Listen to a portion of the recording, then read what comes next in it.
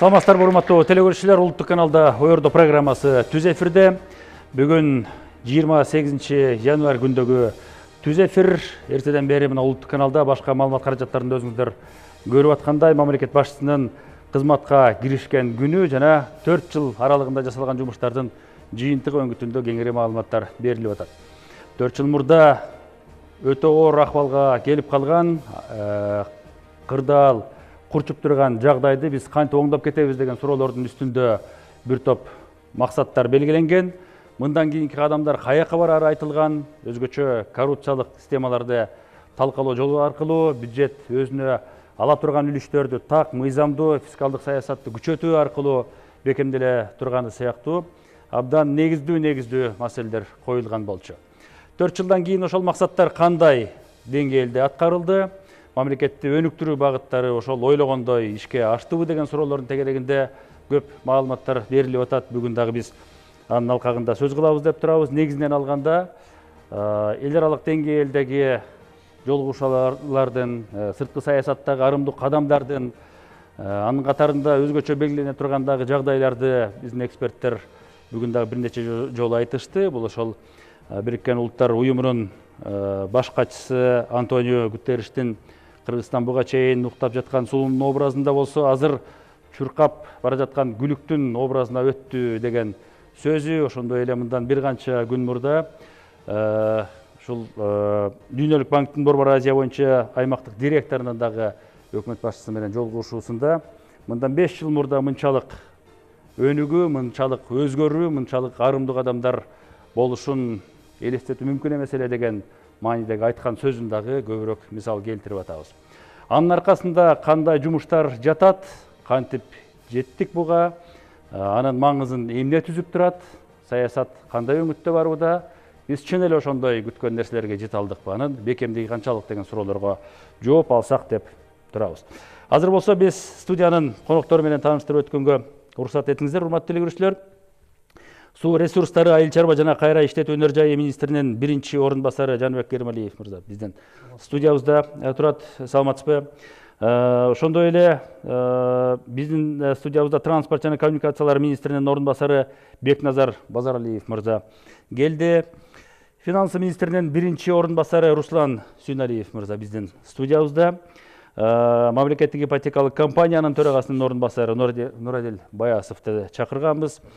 Экономика жана коммерция министринин биринчи орун басары Чоро Сейитов мырза студиябызда жана биздин ушул өлкөнүн экономикалык потенциалын бекемдөө жаатында дайымкы экспертибиз катарында келип жүргөн, ушул өзүнүн пикирин кошуп биздин көрсөтүүлөрдү толуктап келаткан адисибиз экономист Аскар Сыдыков, эл аралык ишкер кеңештин директору. Саламатсыздарбы, урматтуу катышуучулар. Азыр биз бүгүнкү теманын алкагында даярдаган чакан материалыбыз бар эле, видео сюжетибиз. Ошону көрүп алсак, андан кийин талкуубузду баштап кетебиз.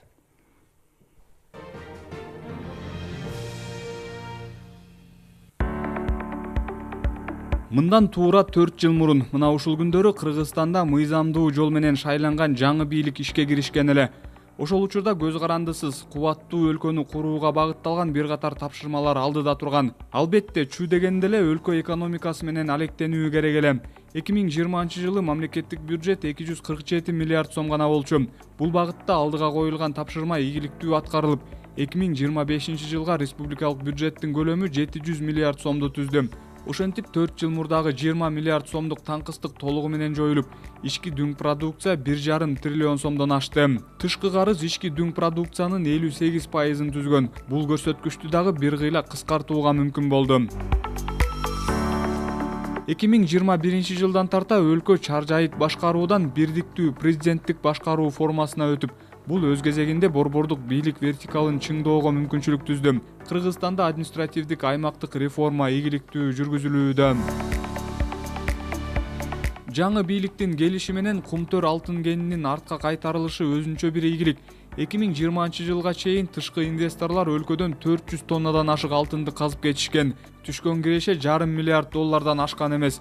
Кумтөр кайтарылгандан кийин өлкө бюджетине таза түшкөн киреше $1,174 миллион ашты. Өлкөдө олуттуу көйгөй болуп келген уюшкан кылмыштуулук толугу менен жоюлду. Учурда коррупцияга каршы күрөш уланууда. Акыркы 4 жыл ичинде коррупцияга каршы күрөштөн дээрлик 2,5 миллиард доллар өлкөнүн бюджетине кайтарылды. Өлкө жетекчилигинин алдыдагы жылдары Кыргызстанда коррупцияны түп тамырынан жок кылуу максаты бар жана бул багытта чечкиндүү кадамдар жасалууда. Дээрлик чечилип бүтүп калган чек ара маселесине да токтолбосок болбойт. Өзбекстан менен демаркация жана делимитация процесстери соңуна чыкты.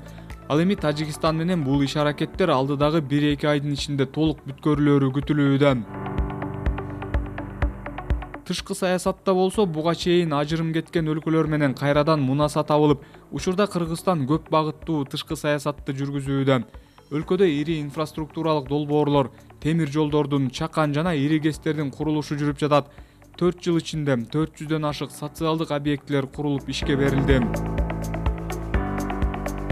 Мамлекеттик ипотекалык компания болсо алдыдагы жылдары жалпы өлкө аймагы боюнча 40 миңден ашык батир куруп, турак жайга муктаждарды үй менен камсыз кылуу максатын койгон. Курулган батирлерди ээлерине тапшыруу өткөн жылы башталып, былтыр 1059 үй өз ээлерин тапты. Мындан сырткары өлкө аймагы боюнча аэропорттор курулуп ишке берилүүдө. 2024-жылы Каракол жана Талас аэропорттору ишке кирди. Ошондой эле Кыргыз армиясын күчтөндүрүү, чек ара коопсуздугун бекемдөөгө өзгөчө көңүл бурулуп жатат. Аны менен катар акыркы 4 жыл социалдык тармакты көтөрүүгө, пенсия, жөлөк пулдун көлөмүн көбөйтүп, ага катар маданият жана спорт тармагына эң көп көңүл бурулган жылдардан болду. Маселен, быйыл маданият тармагына мамлекеттен бөлүнгөн каражаттын көлөмү 10 миллиард сомду түзмөкчү.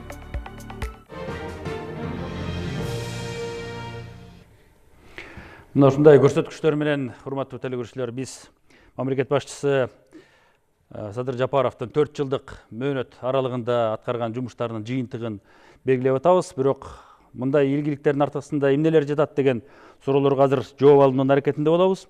Финансы министринин биринчи орун басары Руслан Сүйналиев мырзага биринчи кепти берейин деп атам. Себеби бюджеттик өсүш деген сөз бул бир чети оңой сезилиши мүмкүн, экинчи чети бул татаал талаштарды жараткандагы жагдайлар менен коштолуп калды. Себеби кээ бирлер айтты, кысымга алды, кээ бирлер айтты, кыйнады, кээ бирлер айтты, баланча төлөмдөрдү көтөрүп жиберди, жана башка деген. Бирок мамлекет башчысы дайыма айтат, мыйзамдуу жолдор менен гана бюджеттин өсүшүнө жеттик деп. Принцип ушунда деп көп белгилейт да. Өзү эмнени түшүндүрөт? Рахмат. Мен биринчиден ошол өзүмдүн сөзүмдүн башында биринчиден ошол улуттук телерадио компаниясынын ой ордо программасына чоң ыраазычылык билдиргим келет. Ушундай биздин өлкөбүздүн жанагы бюджеттик тармагында болуп жаткан ийгиликтүү иштер боюнча маалымат берүүгө ушундай мүмкүнчүлүк түзүп бергениңиздер үчүн чоң ыраазычылык. Эмне деп айткым келет? Бизде айтып коет эмеспи? Алдыга койгон максатың белгилүү болсо, ага бара турган жолуң жарык болот демекчи. Бизде биринчиден урматтуу президентибиз Садыр Нуркожоевич алдыга койгон максаты белгилүү болчу. Биздин Кыргызстан өлкөбүз алдыга кадам таштап, өнүгүүсү жана экономикасы туруктуу жана экономикасы өнүгүү, андан кийин биздин ошол ичинде биздин Кыргызстандын жарандардын жашоо турмушун жакшыртуу. Мына ошонун негизинде биз финансы министрлиги жанагы ыйгарым укуктуу орган катары фискалдык саясатты туура алып барууга иш-аракеттерди жасап, бирок өзүбүздүн да салымыбызды ушул жалпы жетишкендикке коштук деген бир ойду айткым келет да. Ошол учурда азыр мына жакшы суроо бердиңиздер, анан мына алдыда бизге бир тасма көрсөттүңүздөр, ошолдан да бир топ жакшы маалыматтар көрдүк, уктук. Ошол учурда мен да таксыздыктап койгум келет. Бул 2020 жылдары биз консолидацияланган бюджет деп атабыз да бүгүнкү күндө. Бул бизде бюджеттик кодексинин беренесинин негизинде бул консолидацияланган бюджет бул мамлекеттик башкаруу секторунун бюджеттин ресурстары да, башкача айтканда консолидацияланган бюджет деп коебуз. Мунун ичинде республикалык бюджет бар, мунун ичинде жергиликтүү бюджет бар, мунун ичинде социалдык фонддун бюджети, жанагы бизден республикалык бюджеттен социалдык фондко трансферттерди эсепке албаганда, ошондой эле жанагы милдеттүү медициналык камсыздоо фондунун бюджети да ушул 4 эмеден турат да. 2020 жылдары 247 миллиард болгон болсо, ошо консолидацияланган бюджет. 2021 жылы адашпасам 313 миллиард болчу. Бүгүнкү күндө 2024-түн жыйынтыгы менен биз 687,1 миллиард факты болду да. Бул алдын ала алынган маалыматтар боюнча да. Бул 2024 жылга бюджетти бекитип атканда 602 миллиард биз бекиткенбиз, бирок иш жүзүндө такталган бюджет 686 болуп, анын аткарылышы 687 миллиард болду да. 2025 жылга мына жерде айтылгандай маалымат, биз бюджетти бекитип атканда 708 миллиард деп бекитилди да бүгүнкү күндө. Эми ошонун ичинде республикалык бюджет боюнча айтып кетчү нерсе, республикалык бюджет боюнча бизде 2024 жылдын жыйынтыгы менен кирешеси 416 миллиард болду, анын чыгашасы 382 миллиард болду. Албетте көптөгөн маселелер болот. Анан кийин сиз айткандай кандай бул чогулду, күч салындыбы, же бир күч менен чогултуу, же бирөөнү кыйноо деген андай маселе болгон жок бүгүнкү күндө. Бүт мыйзам, биздин урматтуу президентибиз айткандай, мыйзам жолу менен болду да. Бир дагы жаңы салык киргизилген жок, бир дагы жаңы салык. Же салыктын көлөмү же болбосо тарифтери көбөйтүлгөн жок. Бир гана жанагы администрациялоо, ошону менен бирге укук коргоо органдары менен чогуу жана коррупциянын негизинде ушундай жыйынтыктарга жеттик деп айткым келет. Албетте киреше менен чыгашанын ортосунда же тартыштык болот, же кандайдыр бир ашыкча болот да. Бул профицит же дефицит. Бир топ суроолор дагы пайда болду, профицит болду. Мына көптөгөн жогорку кеңеште да биз бюджет, республикалык бюджети жөнүндө мыйзамдын долбоорун киргизип бюджетти бекитип атканда бир топ суроолор болду. Анан кийин биздин өлкө жетекчилигине жакшы баа берип, ыраазычылыктарын айткан күндөрү дагы болду биздин урматтуу депутаттардын. Ушул парламенттик угууда жана коомдук угууда да бир топ жакшы нерселерди айтылды да. Ошону менен бирге бүгүнкү күндө буюрса ушундай бир жакшы жетишкендиктерге жетип атабыз да. Бунун аркасында эми баары бир баягы пандемиялык шарттан кийин өтө жагдай курчуп турган, оор болуп калган, соода сатык каяктан кантип азык алып келебиз, каяктан кийим алып келебиз деген сыяктуу түрдүү жагдайлар жаралган. Ошондон кийинки абалды оңдоп кетиш үчүн жана айтылгандай сюжетте ушул экономикалык өзөктү бир бекемдешибиз керек. Аны эмне бекемдейт, эмнеге таянабыз биз? Баягы салыштырмалуу айтканда шерен көндүрө албай турган жагдайдан биз сырткы рынокко чыгаруу мүмкүнчүлүгүн издеген экономикага жете алабызбы деген суроо турган да. Бүгүн эмнени биз мактанып айта алабыз? Маселе кантип атат? Чынында абал эмне болду? Саламатсыздарбы? Чоң рахмат. Чын эле мына 20-жылы, 21-жылы ушу пандемия убагында аябай кыйын болду экономикабызга, элибизге деле кыйын болду. Баарыбыз эле чындап айтсам мындай отуп калганбыз, эмне кыларыбызды билбей. Бирок жаңы команда келип, жаңы президент келип, ошол өз ойлору менен, өз командасы менен келип, жаңы багыттарды карап, мурункуларды кайрадан карап чыгып, биз ошол экономиканы өз ресурстарына таянып өндүргөнгө жана өстүргөнгө даяр болгон көрүп, анан жыйынтыгын чыгарды. Ошонун негизинде эң биринчи мындай айтканда көрүнө турган бул фискализация, ошо салык маселеси болчу эң биринчиден. Себеби Руслан Мырзабекович айтып кеткендей, башында 200 миллиард эле сом болчу. Ошо 200 миллиардты кандай көбөйүш керек, кайсы жол менен? Андан тышкары бизде мына убактысы келип калды, 25-26, 27 жылдары ошол тышкы карыздар да бизди күтүп атты. Мына убактысы да келип калды. Ошону да биз ошо Кытайдын алдында Америка жана башка эл аралык ошо уюмдардын астында карыздар төлөшүбүз керек болчу. Ошонун баарын ойлонуп, биз ошол туура жолду тандап турбуз, ошо фискализация жана ошо администрациялоо. Эң биринчиден ошол, анан экинчи ушул көмүскөдөн чыгаруу, ишканаларды, соода тармагын жана башка тармактарын ошо көмүскөдөн чыгаруу. Себеби ушул көмүскөдө мына карап чыксак 70%га жакын ошол иштер жүрчү экен, салык төлөнбөчү экен. Биз ошонун баарын эң биринчиден иштерди баштадык. Айгы жагынан мына 21-жылы бир аз 21-жылы күч алып, ошо антикризистик да бир иш чараларды биз көрдүк. Ошо антикризистик чараларга 120 миллиард сом тегереңде акча каралган болчу. Ошо да экономикага жумшалган болчу. Ошондуктан ушу 22 жылдын жыйынтыгы да бизге оң болду. Эгерде мурунку жылдарды карасак, ошол жалаң эле төмөн пайыздар менен келатканбыз. Ушу 3,5, 4,5. Мына 21, 22, 24, 25 жылга дагы Кудай буйрса ушу 9% менен биз келатабыз. Мына 24 жылы биз 1,5 триллиондон аштык. 9% менен бүтүрдүк. Ички дүң продукциясынын көлөмү мурдагы жыл дагы 9% болчу. Былтыр андан мурун да 9% менен келди. Ушунун баары бул эмне себептен бул ар бир экономиканын тармагы, айыл чарба тармагы, өнөр жай тармагы, курулуш тармагы жана ушул финансылык блок тармагы дагы биргелешип, туура иштеп, мындай бир команда болуп, ошондуктан чоң жыйынтыкка биз келдик. Муну деген башында мындай кээ бир кишилер, кээ бир адамдар невозможно деп айтышкан. Бул болбойт эч качан Кыргызстанда.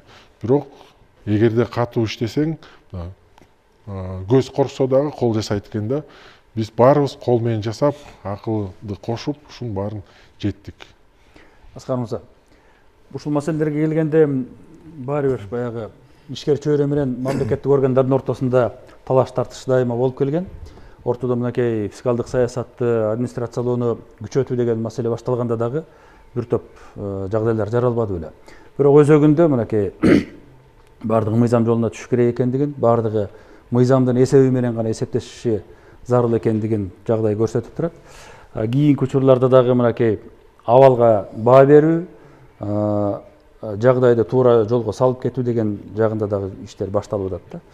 Мына ишкер чөйрөнүн атынан келип аткан адам катары жанагы айтылган кадамдарга көз караш, баа кыскартып айтканда. Рахмат. Туура көмүскө экономиканы кыскартуу жаатында көп иштер жасалды. Чындап эле мындай өзгөчө чакан орто бизнести алганда көп эле субъекттер көмүскөдөн чыкты десек болот. Муну ички дүң продукциясынын көлөмү далилдейт, муну бюджетке түшкөн салыктар далилдеп турат. Көп башка реформалар жасалды. Өзгөчө мен белгилеп кетчү жагдай жанагы социалдык камсыздоо төлөмдөр дагы ылдыйлаткан. Эгерде мурун 27,25% болсо, азыр 12,25, демек 15% пунктка ылдыйлатылып, болуп көрбөгөндө албетте мындай жаңы дем берди да, орто чакан ишканаларга. Андан сырткары да көп иштер жасалган, мен кесиптештерим айта кетсе керек, азыр алдыда дагы. Бирок ошол эле кезде биз дагы бир көп эске тутчу, эске алчу жагдайларды дагы айтып кетишибиз керек. Биз мисалы ошол эле салык жол-жоболорду алсак, бизнести жүргүзүү эл аралык рейтинг деп коет, бизнес реди деген. Ошондо биз 50 өлкөлөрдүн арасынан 40-орунда экенбиз да. Демек дагы деле жасалчу иштер көп. Салык төлөө жолдору анчалык оңой деле эмес болушу мүмкүн. Өзгөчө баягы чакан орто ишканаларга. Ошондуктан мына жаңы келген салык кызматынын төрагасы дагы туура көтөрбөдү маселени. Туура ТТНди баары тең эле толтура албайт. Толтургусу дагы мындай толтурганга кажети жок. Белгиле бошотолу кичине жашоону ишкерлерге жөнөкөйлөтөлү деп. Бюджетти толтурабыз деп өгүздү де өлтүрүп же арабаны талкалап салбай экөөнү тең аман алып калалы деген маселе турат. Туура. Андан сырткары бюджетти толтурабыз деп күч структуралар да көп иштей баштады. Биз ал боюнча мурун дагы сиздер менен көп сүйлөшкөнбүз. Мамлекеттин кыйноого, күч көрсөтүүгө монополиясы бар. Мамлекет менен эч ким атандаша албайт да. Бирок ошол эле кезде мамлекет ал күчтү жоопкерчилигин сезип туруп колдоно билиши керек да. Кыйнап эле баарын баягы тапшыр, мүлкүңдү өкмөткө тапшыр, уну бер, тигини бер десе, айла жок беришет. бирок башка ошол ишти жасайм деген ишкер кийин балким ошол акчасын жыйнап алып башка өлкөгө кетип калышы мүмкүн. Муну дагы эске чоочтуу болбош керек деген. ооба. Бирок алардын дагы мамлекетке зыяны болбош керек деген да. Зыяны дагы болбош керек. Ооба. Себеби сиз белгилеп аткандай жанагынтип убагында мамлекетти көз килбей, жеңишинен чечип койгон, тартып алган, басып алган, ээлеп алган объектилер жанагынтип мамлекеттин мүлкү болуш керек, же болбосо мамлекеттин кызыкчылыгы үчүн иштебей койгон жагдайлар табылса, анда сиз колдой турган жагдай деп эсептейсиздер. Андай дагы окуялар албетте бардыр. Мындай ээн таала болсо, эгерде коррупция болсо, албетте бирөөлөр ал мыйзамды бузгандыр, мыйзамсыз мүлк алгандыр. Бирок баягы 5 кол тең эмес да. Алардын арасынан эгерде ушундайлар болсо, мыйзамда көрсөтүлгөн жол бар. Сотко чейин барып, соттун чечимин гана менен алса болот да ошол мүлктү. Эгерде соттун чечими жок алса, мамлекет дагы алса, бирөө алса, баягы жеке жактар дагы алса, бул баягы эл аралык стандарттарга дагы, мыйзамдын үстөмдүүлүгүнө дагы жатпайт экен. Мындай негизинен ишенимди, мамлекетке болгон ишенимди жоготуш оңой эле экен. Бирок аны мындай көбөткөнгө жылдар бою, 10 жылдап, кээде 100 жылдап иштешет элдер. Азыр бул талаштуу маселе, бирок оң жагына чечилет деп эстип турам. Комментарий болсо кыскартыңыздар, болбосо айыл чарба жаатын өтөйүн. Мен комментарий берип кетейин. Эми өзүңүздөр билип атасыздар, бүгүнкү күнү коррупция менен аябай катуу күрөшүү болуп атат. Жөндөн жөн бул иштер возбуждение болгон жок. Бул түз эле ушул мыйзамга таянып, президент айткандай, мыйзамды бүт баары болсун деп, ошо мыйзамга эле таянып, азыркы күнү ошо күч органдар жана башка мамлекеттик органдар иштерин алып барып атышат. Менин оюмча бүгүнкү күнү ушул элдин деле талабы жана ушул бизнестин жана башка мамлекеттин органдын деле талабы бул ушул мыйзам менен иштөө. Айыл чарба жаатына келгенде суроо дайыма чоң.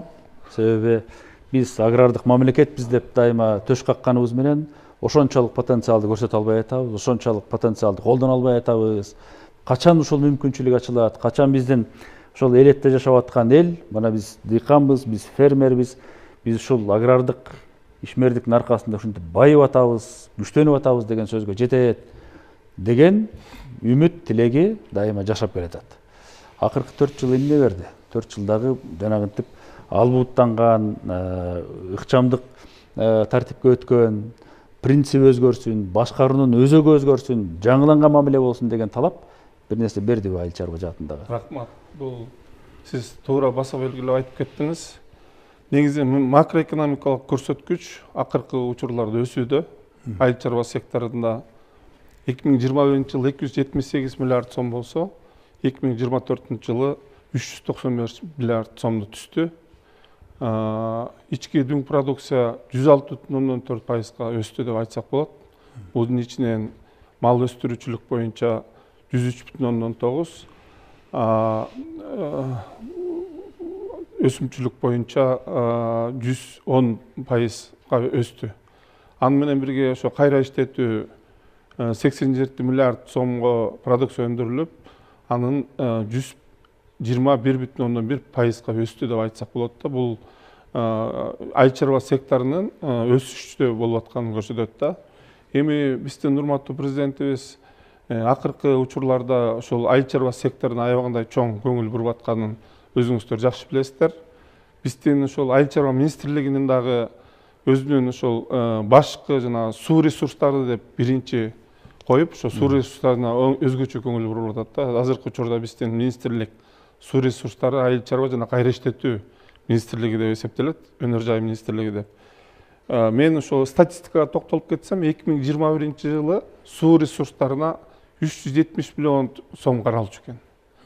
Кийинки ошол 22-жылы 21-жылы 970 миллион сом каралып, 22-жылы 2,5 миллиард сом, 23-жылы 2,9 миллиард, 2024-жылы 3,2 миллиард сом каралды. Мына бул дагы биздин ошол экономиканын өсүшүндө ошол суу секторуна көңүл бурулуп атканы.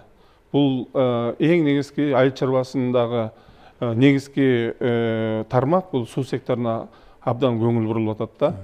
Акыркы учурларда ошол биздин ошо экспорт маселесине караганда дагы ошол мына биз кайра иштетүү өнөр жайы министрлиги деп атап, ошол мен башында ошол атайын айтып кеттим. Ошол өзүбүздүн ошо 121,1% өстү деп ошо кайра иштетүү. Ошондо экспортко 2021 жылы 18-20 миллиард экспорттун ошо продукцияны түзүп турган, а 24 жылдын 11 айында 34 миллиард сомго ошол биз чет мамлекетке экспорт жасадык да.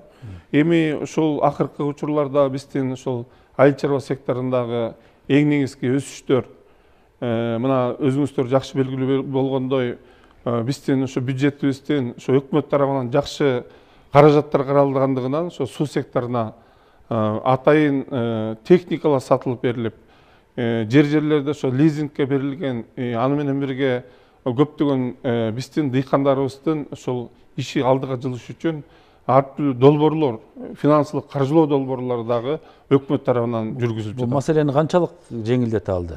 Бул эми маселени жеңилдеткенде ар бир нерседе, мисалы бир дыйкан жазкы талаачылык же болбосо күзгү талаа иштерин жүргүзүш үчүн акча каражаты керек болчу.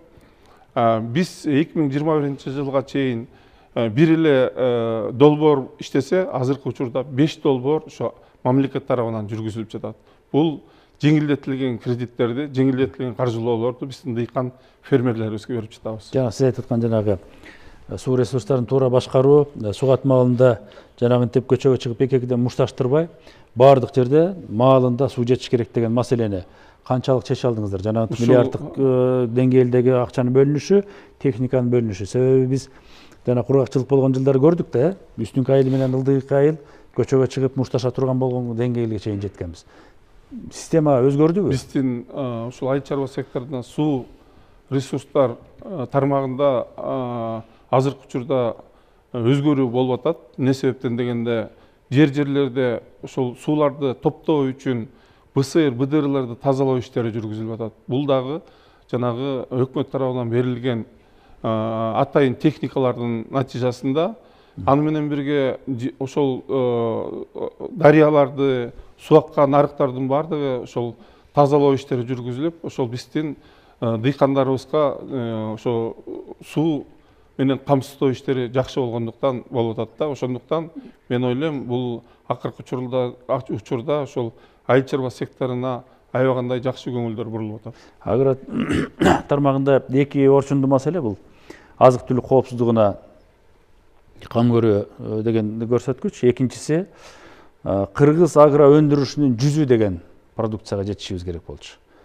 Мал чарбасындабы, талаачылыктабы, багбанчылыктабы, айтор биз кластердик система өтөбүзбү, кайсыл багытка барабыз, биз ошону системалаштырышыбыз керек. Бирөө бул жерде мал багып, бул жеринде дан эгип, анан үчүнчүсү келип дагы бир башка максатта колдонбой, биз качан бир мына кыргыз агро өндүрүшүнүн көрсөткүчү 100 бренди ушул деген деңгээлге жетебиз деген суроого. Биз ушул деңгээлге жетип калдык деп айтсам болот. Эмне себептен дегенде, акыркы жылдары ошол кластердик жол менен өнүгүү, агрегаторлор менен биздин дыйкандар иштерди жүргүзүү, алардын өндүргөн продукцияларын чет өлкөлөргө, чет мамлекеттерге сатуу иштери жүргүзүлүп жатат. Мисалы кыргыз азыгы, кыргыз бренди деген азыр биздин брендтер пайда болду. Ошолордун негизинде дагы муну менен токтолуп калбастан ошондой иштерди жүргүзүшүбүз керек. Бул ошол өкмөт тарабынан жүргүзүлгөн саясат, туура саясаттын негизинде ошол кластердик, мына мисалы ошол долбоор бар, КПК деп коебуз, ошондо кичинекей пайызда акча каражаттары берилип, биздин ошол дыйкандарыбыздын кластердик жол менен, фермерлерибиздин кластердик жол менен өнүгүүсү көрүнүп турат. Транспорт коммуникациялар министрлигинин дагы моюнда бир топ долбоорлор коюлган эле убагында. Алардын көпчүлүгү ушул Кыргызстандын географиялык жайгашуу шартын мүмкүнчүлүгүн кеңири пайдаланалы, коридордук жанагындай мүмкүнчүлүгүн артыкчылыктуу багыт катарында карашыбыз керек. Биз бир эле жолду карап отура бербей ички байламтаны, ички маалыматтык транспорттук алмашууну да күчтөшүбүз керек деген маселелер коюлган. Жумуштар бир топ жасалды, көрсөткүчтөр эмнени айтып турат бүгүн? Саламатсыздарбы? Транспорт жана коммуникациялар министрлиги боюнча бүгүн Оёрдо передачасы аркылуу жасалып аткан жумуштар боюнча кененирээк маалымат бергенге аракет кылайын. Мына азыр бул жерде баягы бизде пандемия учурунан бүгүнкү күнгө чейин аткарылып аткан цифрлар жөнүндө дагы кеп козголуп кетти. Мен өзүм так эсимде, ошол пандемия учурунда биздин министрликтин бюджети 570 миллионго чейин түшүп калган да. Бирок акырындык менен бүгүнкү күндө 24-жылдын жыйынтыгы менен 22 миллиарддан ашык бюджетинде өсүш болду. Албетте ушул бөлүнгөн акча каражаттарга биздин министрлик тарабынан өтө мындай алгылыктуу чоң жумуштар аткарылды десем болот. Анын ичинен 2021-жылы 175 километр асфальтобетон иштери жүргүзүлгөн болсо, быйылкы жылы бул көрсөткүч 800 километрден ашты. Жалпысынан ала турган болсок, 1000 километрден ашык жолдордо курулуш иштери жүрдү. Экинчи айтып кете турган нерсе, биз республикалык бюджеттин эсебинен 23-жылы 297 дана техника алган болсок, 24-жылы 453 дана техника сатып алынды. Өзүңүздөр эртең күбө болосуздар, азыр эски аянтчага ал техникалардын баары тизилип атат. 30 күнү таркатуу аземи болот. Ошол жерден жалпы элдин алдында ал техникаларды мында көргөнгө мүмкүнчүлүк бар. Бул деген нерсе, бул техникалардын күчү менен биз 25-жылга, 26-жылга бир министрлик тарабынан бир аябай чоң максаттарды коюлуп атат. Биринчиден биз баягы каражатты көп талап кылган ири ички жолдорубузду өзүбүздүн министрликтин күчү менен жана ата мекендик мекемелердин ишканалардын жардамы менен курууну биз өзүбүз колго алдык. Ошол эле учурда бизде бүгүнкү күндө 13 инвестициялык долбоорлор ишке ашырылып жатат. Андан сырткары өзүңүздөр билесиздер, мына быйылкы жылы биз Кыргызстан-Өзбекстан темир жолу боюнча биздин министрлик тарабынан, министрликтин адистери тарабынан 3 тараптуу келишим боюнча күнү-түнү сүйлөшүүлөр жүрүп, анын жыйынтыгында 2024-жылы июнь айында макулдашууга жетишти. Макулдашуу кол коюлгандан кийин ал темир жолду куруу компаниясы түзүлүп, Бишкектен анын офиси ачылды. Андан кийин инвестициялык келишим боюнча сүйлөшүүлөр жүрүп, ага дагы кол коюлуп, өзүңүздөр күбө болдуңуздар. 25-жылдын жаңы жылга жакын ал жолдун курулушу башталды. Старт берилди. Мындан бул жака эми арткага жол жок, биз только алдыга кетишибиз керек. Ошондуктан бул жолдун темир жол курулат. Андан кийинки бизде министрлик тарабынан жана темир жол ишканасы тарабынан балыкчы Кара Кече, Кочкорго Кара Кече жолу курулуп атат. Анын узундугу 86 километр түзөт. Анын ичинен 60 чакырымын ошол темир жол улуттук ишканасы бүгүнкү күндө курулуш иштерин жүргүзүп атат. Мына бүгүнкү күнгө 40 километрге жакын темир жол кандай десек өзүбүздүн күчүбүз менен салынды. Бул курулуш иши дагы мындан ары дагы улантылат. Быйылкы жылга дагы өзүнчө пландар коюлган. Бул абдан баягы дымактуу долбоор катарында белгиленип атат да темир жол куруу. Себеби сиз айткан жанагы Өзбекстанга, Кыргызстанды аралап Кытайдан чыккан жолдун өтүп кетишине биз мүмкүнчүлүктү көбөйтөлү деп жанагы сиз айтып аткан балыкчыдан тартып Кочкор багытында кетип бараткан жолду айтып атабыз. Экинчиси ошол көл аймагындагы дагы ошол туристтик потенциалды биринчиден, экинчиден ошол транспорттук мүмкүнчүлүктөрдү арттыралы деп аяка дагы багыттала турган жол темир жол тармагын да белгилеп атабыз. Бирок сиз сөзүңүздүн арасында мынакей өзүбүздүн күчүбүз менен деген сөздү бекер айткан жоксуз. Себеби Садыр Нуркожоевичтин ушул президенттик мөөнөтүнүн алгачкы жылдарынан бери эле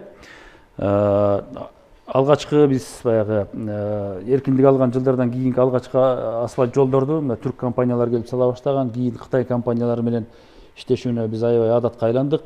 бул өнөкөткө айланды дагы. Кыргызстанда ар бир ошондой жол сала турган компаниянын өкүлдөрү пайда болду. Алар жолдун кожоюндары сыяктуу мамиле кыла баштагандыгын көрдүк. Анан мындай системаны бузалы. Мамлекет өзүнүн жолуна өзү кам көрүш керек. Өзүнө эртең дагы жол сала турган мыкты адистерди даярдай турган, компанияларды калыптандыра турган, керек болсо министрликтин базасында кандай жагдай болбосун ошол курулушты эл аралык стандартка жеткире тургандай потенциал жаралышы керек деген маселени койгон. Кийин дагы ошол жанагы 500 миллион долларлык коррупциялык иштер дагы ушул сиз бүгүн жетекчилик даражасында иштеп аткан министрликке байланыштуу болуп чоң чуулар жаратты да. Бул жолго байланыштуу маселелер оңой эмес экендигин көрсөткөн. Бүгүн ошонун баардыгы эмнени өзгөрттү? Жанагы биз өзүбүздүн күч менен салабыз, өзүбүз эле салып коюп атабыз деген нерсе чын эле бизге оң көрсөткүчтү алып келип, бизге жаңыланууну алып келе турган система катарында калыптандыбы деген суроого. Сиз абдан туура айтып кеттиңиз. Инвестициялык долбоорлор жөнүндө айта турган болсок, биз эгерде бир кандайдыр бир жолду сала турган болсок, ал инвестиция тартуу дагы өзү оңой иш эмес. Ал бир жылдап 5-10 жылдаганга чейин дагы сүйлөшүүлөр болот дагы жыйынтыгы чыкпай калышы мүмкүн. Бирок биз аны күтүп отура бербестен, мына мисал катары айтып кетсем, быйыл мына мен айтып өттүм, 22 миллиард ашык бюджет быйылкы жылы гана өздөштүргөн болсок, анын дээрлик көп пайызы бул республикалык бюджеттин үлүшү.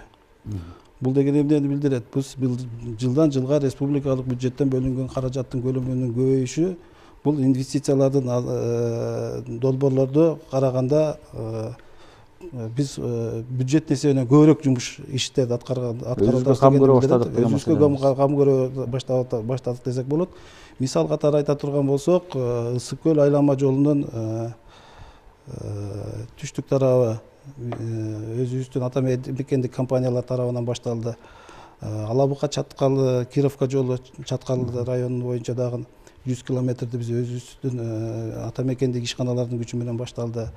Өзүңүздөр билесиздер, Ноокат жолунда 2 жылдан бери аябай чоң иштер жүрүп атат. Нарын областында мына Нарынбаетов жолун баштадык. Андан сырткары мына биз бүгүнкү күндө кошуна Кытай мамлекетине 2 транспорттук коридор болсо, мына быйыл 24-жылы биз 3-чү коридордун курулушун баштадык. Бул Барскон, Үч Турфан, Ак Суу жолу. Өзү Кыргызстандын территориясы аркылуу 150 километрди түзөт, анын ичинен 58 километр убактылуу жолду 24-жылы куруп, бедел өткөрмө пунктун ачууга жетиштик, мындайча айтканда. Ал жерде дагы аябай чоң көлөмдөгү курулуш иштери жүрдү. Бул келечекте мына келип аткан 1-2 жылдын ичинде бул заманбап автотрассага айланмакчы. Биз анын үстүндө бүгүнкү күндө министрлик толук кандуу иш алып барып атабыз. Демек өзгөрүү бар. Өзгөрүүлөр бар. Акырындык менен ошонун артынан иштеп келатабыз. Буга чейин өзүңүздөр билесиздер, министрликте иштеген аябай тасыккан кадрларыбыз ошол Казакстанга, ошол эле Россияга барып иштеп жүргөн болсо, мына бүгүн ошол кадрлык потенциалды дагы бүгүнкү күндө биз өзүбүз толтурушубуз керек. Анан өзүңүздөр билесиздер, бүгүнкү күндө Кыргызстанда 1 миллион 600 миңден ашык транспорт каражаттары катталган болсо, жолго болгон талап дагы ошончолук күч алды десек болот да.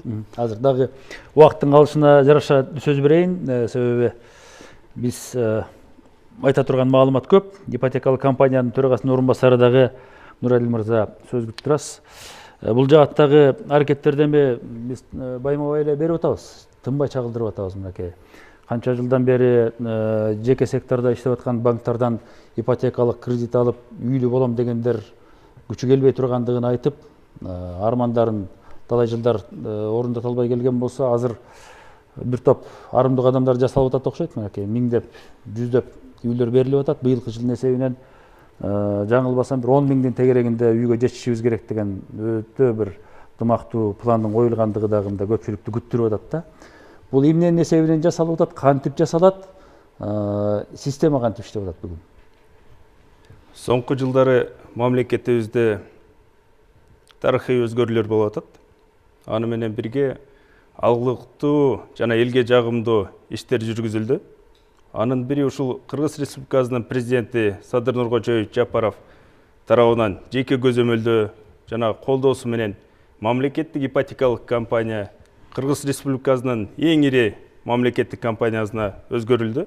Ошол эле учурда биздин уставдык капиталыбыз бүгүнкү күндө 37,5 миллиард сомду түзүп, акыркы жылдарда 2,5 эсе өстү деп айтсак толук туура болот. Ошону менен бирге ушу мамлекеттик ипотекалык компаниянын бүгүнкү күндө ишмердүүлүгү бул ушул мамлекетте болуп аткан өзгөрүүлөрдүн бир көрсөткүчү деп айтсак туура болот. Анткени акыркы жылдарда биз белгилеп кетиш керекпиз. 697 үй, же болбосо 49,056 батир ушул жалпы биздин айыл аймактарда, жалпы Кыргызстанда курулуп жатат. Ошону менен бирге 2024-жылдын жыйынтыгында дагы биз чоң өзгөрүүлөрдү көрдүк. Биринчи турак жай комплекстерди биз өзүбүздүн элибизге тапшырдык. Анын ичинде 1059 батирди мамлекеттик ипотекалык компания өзүнүн күчү менен курду. Ошол эле учурда жылдын жыйынтыгы менен 1610 батирди биздин өзүбүздүн элибизге тапшырганга жетиштик. Бул абдан маанилүү багыт болуп саналып атат.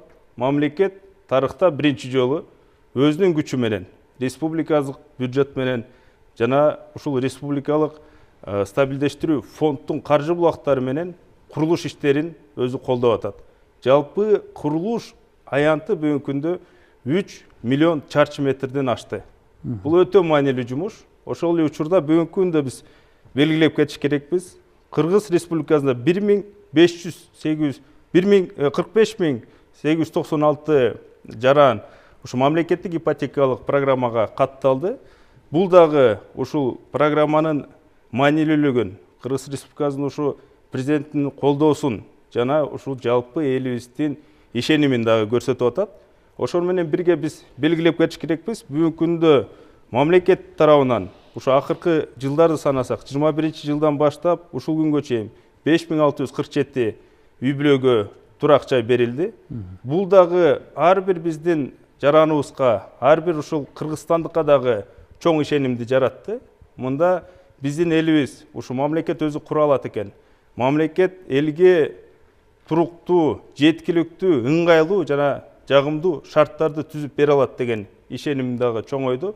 Бул дагы бүгүнкү күндө кылып аткан ушу өзгөрүүлөрдүн дагы бир алгачкы бир багыты болуп эсептелип атат. Ошону менен бирге бүгүнкү күндө мамлекеттик ипотекалык компания дагы Кыргыз Республикасынын өзүнүн күчү менен биргеликте тышкы каржы булактарды дагы ушу элибизге көптөгөн жеткиликтүү, арзан социалдык турак жайды салуу максатында дагы 650 миллион доллардан ашык сырткы ушул каржы булактарды алып келүү процессин иштеп атабыз. Бул дагы биз үчүн маанилүү, себеби өлкө боюнча 54 жер тилкеси, же болбосо 500 гектардан ашык жер ушул ипотека курулушуна бүгүнкү күндө мамлекет тарабынан даярданып жана ушул ипотекалык компания өткөрүлүп берди. Аскар мырза, жалпылап алганда мына жана биз финанс экономикалык сектордагы жагдайга да токтолдук, айыл чарба жаатында жасалып аткан жумуштарга токтолдук. Андан тышкары мисалы чет элдик сапарларда деле мамлекет башчысы инвесторлорду кызыктыруу максатында тынбай иш-чараларды өткөрүүнүн аракетинде, Кыргызстанга дагы чакырып келип форумдарды өткөрүп атабыз жана башка дегенде. Анан мунун баардыгы эле ушул экономикалык мүмкүнчүлүктү дагы бекемдейли. Өндүрүш жааты ушинтип өссүн, унаа өндүрөлү, башкасын өндүрөлү, чет элдик жанагындай мүмкүнчүлүктүү тажрыйбаны алып келели дагы жаңы технологияны колдонууга жетишели деген мындай аракеттер тынымсыз жүргөндөй болуп атат да. Жалпылап алып карай турган болсок, сиздин баамыңызда бул биздин азыр өнүгүү тенденциябызды канчалык бекемдеп турат деген сөзгө кандай жооп берет элеңиз? Бардык тармакта инвесторлор менен иштешүү, ички мүмкүнчүлүктү көтөрүү жана башкалардын баардыгын комплекстүү карай турган болсок. Туура айтып кеттиңиз. Көп жактардан бул тенденциялар колдойт, экономиканы алдыга жылдырат. Мынакей азыркы айтылган курулуштарды эле мамлекет азыр эң башкы эң чоң куруучу болуп калады өлкөбүздө. Ошол ар бир курулуштун негизинде сатып алуулар пайда болот. Бир жерден курулуш материалдарды сатып алат, бир жерден кишилерди жалдайт. Ошонун баары экономиканы айландырып турат. Сырттан келген сиз айткан инвестор улам ар бир форумдан кийин кээде инвесторлор келип калат. Ошолордун 1% калса дагы, 1% акчасын салса дагы бул дагы чоң жардам. Ошолор көбүрөөк салсын деп биз мынакей барлык мамлекеттик органдар менен чогуу иштешип атабыз. Бирок ошол эле кезде албетте биз аларга ылайыктуу шарттарды түзүп бербесек болбойт. Себеби алар келгени менен кийин калабызбы, калбайбызбы деп баардык детальдарды мындай ийне жибине чейин билгенден кийин гана чечим кабыл алышат. Анан көп учурда баягы азыркы иштеп жаткан ишканалардын тажрыйбасын көрүп, кээ бир учурда терс тажрыйбасын көрүп, кээде кайра артка кетип калышат. Бул бир. Экинчиден бизде кошуналарыбыз, туугандарыбыз, кесиптештерибиз, көп ишкерлерибиз кээде өздөрүнүн акчаларын сыртка чыгарып кеткен дагы жагдайлар аз эмес.